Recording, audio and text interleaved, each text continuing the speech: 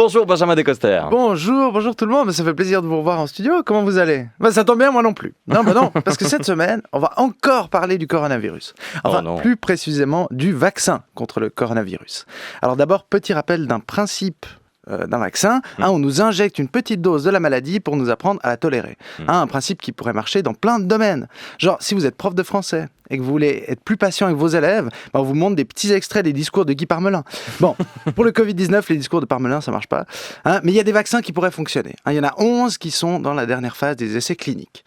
Alors, il y a par exemple BNT majuscule 162, B minuscule 2, ARN majuscule M minuscule 1273, NVX majuscule, C majuscule, O minuscule, V majuscule, 2373. On sent bien que c'est la course pour développer un vaccin, ils n'ont même pas le temps de trouver un nom. Non, parce que là, on ne sait pas si c'est des vaccins ou des codes Wi-Fi. Mais c'est vrai que c'est très 2.0 ces vaccins, puisque certains utilisent une nouvelle technologie, l'ARN messager. Alors, j'ai pas tout compris, mais il n'y a pas de raison que ce soit que les anti-vaccins qui parlent sans savoir, donc je vais vous expliquer. L'ARN messager... Métaphoriquement, c'est comme si on nous injectait des petits postiers qui transmettent à nos cellules des informations pour combattre le virus. Bon, après, on espère que les ARN messagers sont plus efficaces que les facteurs suisses. Parce que si c'est pour se retrouver avec des avis de passage sur les membranes des cellules, ça vaut bien la peine de se vacciner. Quoi. Nous avons essayé de combattre le coronavirus lundi à 11h. Vous n'étiez pas là. Pour récupérer votre immunité, merci de vous rendre dans le bureau de poste le plus proche qu'on a sûrement fermé.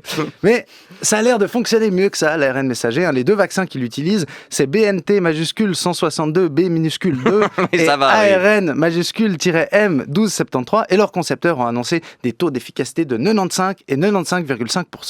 Mais restons prudents, ces résultats ne sont pas encore définitifs. Donc on ne sait pas si BNT majuscule 162, B minuscule 2 et ARN majuscule-M minuscule 1273 seront les recettes miracles contre le virus. Mais on peut déjà dire que BNT majuscule 162, B minuscule 2 et ARN majuscule-M minuscule 1273 sont très efficaces pour les droits d'auteur à la minute de cette chronique. Alors la grande question, c'est qui va-t-on vacciner en premier ? Bon, pour l'instant, on ne sait pas. Ce qu'on sait, c'est que si c'est BNT majuscule 162, B minuscule 2 qui est utilisé, ceux qui vont se faire vacciner en dernier, c'est les dyslexiques. Mais c'est vrai que la logistique va poser problème. Déjà parce qu'il faut conserver les doses de vaccin entre moins 20 et moins 70 degrés. Alors, à part à la Brévine, ou dans le regard de Colline de Snarklan après un pronom qu'on n'a pas féminisé, je vois pas où on va trouver un endroit assez glacial. Et de toute façon, on ne sait pas vraiment quand il va arriver ce vaccin. Au tout début, on nous a dit fin 2020, après début 2021. Finalement, en conférence de presse, Berset a dit courant 2021. Juste après, Guy Parmelin a dit deuxième moitié de 2021. J'ai dit, si ça se trouve, la stratégie du Conseil fédéral, c'est que le virus meurt de vieillesse d'ici là. Mais là où ça va être très compliqué, c'est sur l'acceptation sociale. Est-ce qu'on sera d'accord de se faire mettre dans le corps un liquide qui a été produit si rapidement ? À part les femmes qui ont déjà couché avec des éjaculateurs précoces, pas sûr. On réfléchit déjà à la question. 65 experts ont été réunis par Unisanté à Lausanne pour évaluer l'arrivée d'un vaccin contre le coronavirus. Alors leur première conclusion, je cite, « Ce vaccin doit être sûr et efficace ». Ça valait bien la peine de les réunir. La prochaine fois, il faudrait d'abord évaluer la pertinence des réunions d'experts. Bon, je me moque, mais ils ont quand même dit d'autres trucs, notamment que le vaccin devait être accepté à large échelle. Et c'est ça, le nerf de la guerre, la confiance. Alors forcément, il y en a qui doutent, et c'est légitime. Je veux dire, après... Quand c'est Claude, dont le profil Facebook dit que le métier est éveilleur de conscience à École de la Vie, qui fait un post sur Facebook pour dire que le vaccin va servir à nous fliquer, c'est plus un avis nul qu'une information crédible.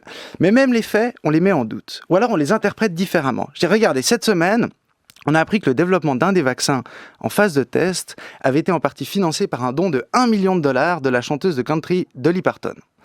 Et d'un côté, il y a ceux qui disent que c'est bien la preuve que les milliardaires, les politiciens, les people veulent nuire à l'humanité. Et de l'autre, il y a ceux qui disent que c'est plutôt sympa de soutenir la recherche. Moi, en plus, ça me rassure. Quand on regarde le visage de Dolly Parton qui essaye de sourire, on voit qu'elle s'y connaît en aiguille. À ce niveau de chirurgie, c'est plus esthétique, c'est une soirée Tupperware.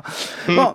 Alors après tout ça, certains vont se demander si je suis un pro-vaccin grassement payé par la RTS pour faire de la propagande d'État ou un anti-vaccin qui défend le lobby du GLOGA, c'est le gluten et le yoga. C'est pas tellement la question, on s'en fout en fait de mon avis. En plus, moi je comprends qu'on puisse douter des vaccins. Par exemple, sur les conseils de ma compagne qui est médecin, je me suis fait vacciner contre les tiques pour qu'on puisse aller faire des marches en forêt. Moi j'ai eu des effets secondaires très désagréables, j'avais plus aucune excuse pour pas aller marcher en forêt. Ouais, c'est con ça. Ouais. Voilà, merci. Merci Benjamin Descoster.